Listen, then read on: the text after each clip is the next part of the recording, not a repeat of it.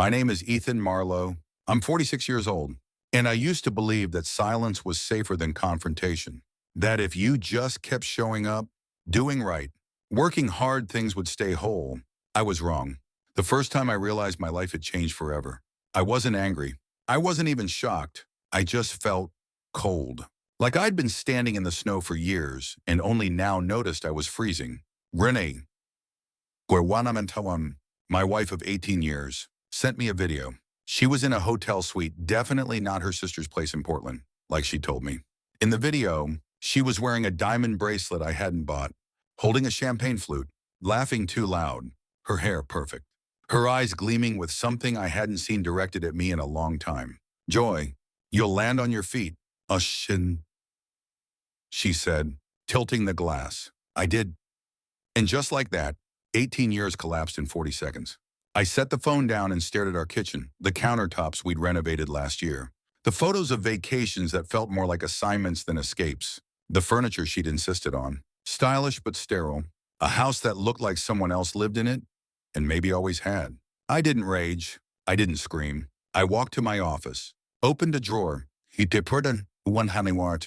pulled out a folder I'd been building quietly for months. Financial documents, statements, signatures, backups of backups. I'd noticed the anomalies.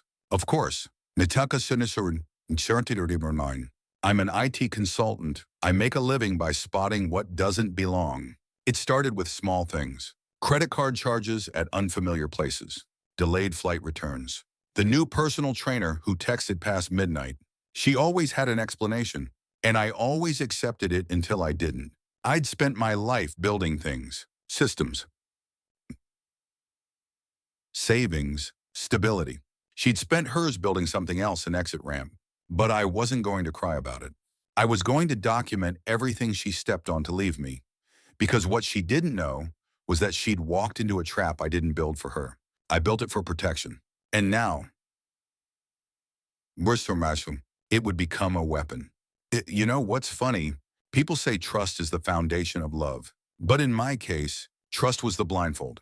I trusted Renee. Not because she earned it, but because I needed to. I built our life on that assumption, and I gave her every tool to ruin me because I believed she wouldn't. But people show you who they are when they think you're not watching. I started to pay attention to the timing of her trips, to the shifts in her body language when her phone buzzed. I noticed her tone changed when she talked about a new account. Her firm landed Voxton Audio. That's where she met him. James Whitaker, a regional manager, polished,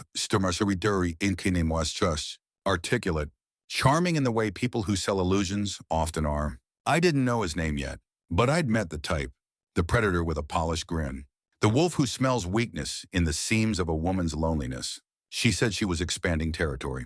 She said there were industry dinners. I didn't question it, not aloud, but in silence, I began to prepare. When I took the Cloud F contract, I opened a business account. Renee signed the papers, never asking why we needed to restructure retirement assets under my LLC. That was the beginning of the firewall, and the beginning of her end. I watched as she moved deeper into his orbit each weekend trip away, each unexplained charge, each withdrawal that skirted the threshold of fraud alerts. But I said nothing, because I didn't want to stop her. I wanted to catch her. There's something grotesquely poetic about a woman making love to another man in the bed you built together. But I never needed to see it to feel it. Her distance. Her disdain, it filled the house. I'd walk into the room and smell a perfume I didn't recognize. She wore clothes I never saw her buy. She started speaking in absolutes, as if I were the one detaching. You're always working, she'd say. We don't even talk anymore. What she meant was someone else was making her feel seen. But I wasn't about to beg for what I had built. I was the architect of her comfort. I was the one who caught the bottom of every fall. And now, I would let her fall for real. I hired Jack Mercer, a forensic accountant I'd worked with on a fraud case 2 years earlier. Quiet guy. Brilliant. I gave him access to everything. Joint accounts were in. Emails, text records from our shared plan. Within days, he had a name. James Whitaker. Jack found the transfers. $87. Slowly siphoned over a year, always just beneath the alert threshold. Designer stores, hotel stays, gifts, and a final $20,000 deposited into Whitaker's personal account.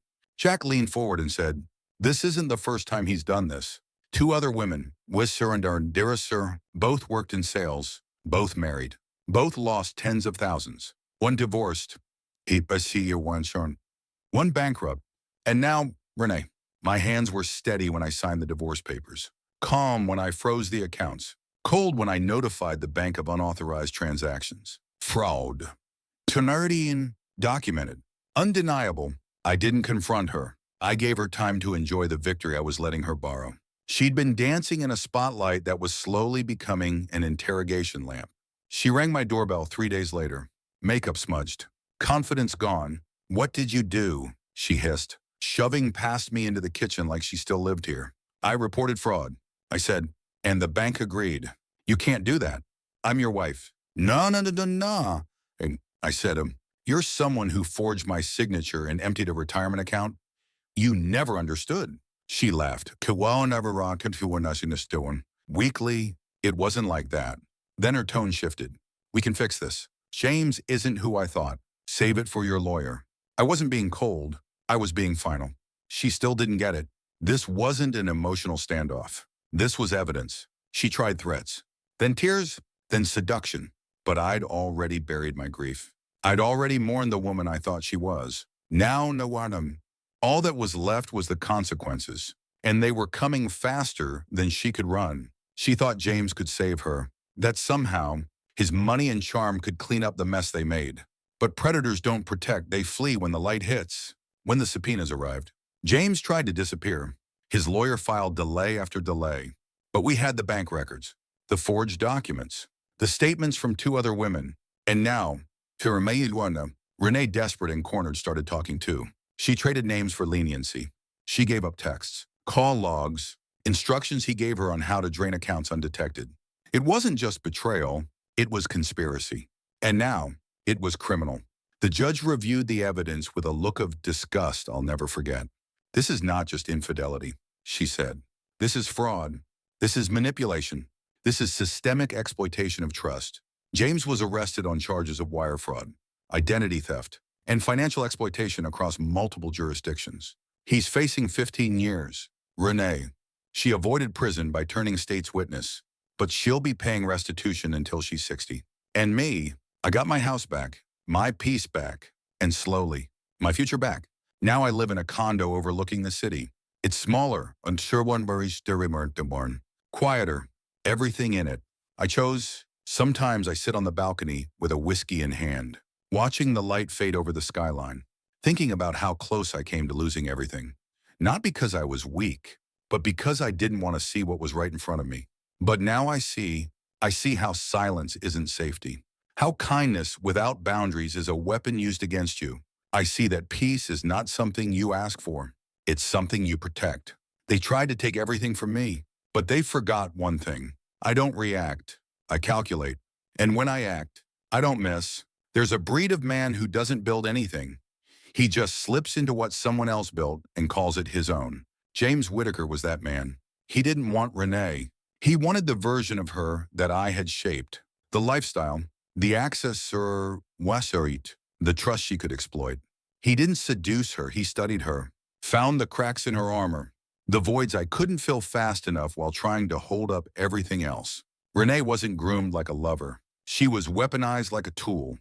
He told her what she wanted to hear, that she deserved more, that she was wasting her beauty, that she'd sacrificed too much for a man who didn't see her anymore. But I saw her. I saw her buying into the fantasy. I watched the guilt fade from her eyes, replaced by greed dressed as self-worth. She became colder, sharper, not because she was liberated, but because she was slowly being emptied out, dollar by dollar, until the only thing left was vanity and vulnerability. She used to tell me, "You're so careful. Ethan, so safe," as if that were a flaw. But what she didn't realize was my caution was never weakness. It was the steel core beneath the silence. It was how I survived everything she didn't even know she'd done. The day the DA's office called, I was working late. Same office. same desk. But I was a different man. The prosecutor's voice was measured. Mr. Marlo, Rurshelming, we've concluded the investigation. We're pursuing formal charges against James Whitaker for financial fraud. And your wife's cooperation has significantly aided the case. The irony wasn't lost on me. Renee, who once laughed in a hotel room while planning my ruin, was now testifying to avoid her own. I didn't feel vindicated. Not then. I felt done, like I'd completed a mission I never asked for. We went to court that summer. The courtroom was cold, fluorescent. Clinical one-on-one one. James looked smaller in real life, not physically, just less mythic. The kind of man who evaporates when someone finally says, I see you. Renee sat beside him. But they didn't speak. When the judge read out the charges: fraud, identity theft, conspiracy, James didn't flinch. But when they introduced the statements from his previous victims, the receipts, the money trails, the patterns spanning nearly a decade, his mouth tightened. He'd played this game before, but this time, the pieces were connected. This time, the pawn fought back. And this time, the queen turned state's witness. I don't hate her anymore. That surprised me. For a long time, I thought I would drown in it. The betrayal, the stupidity, the shame of not acting sooner.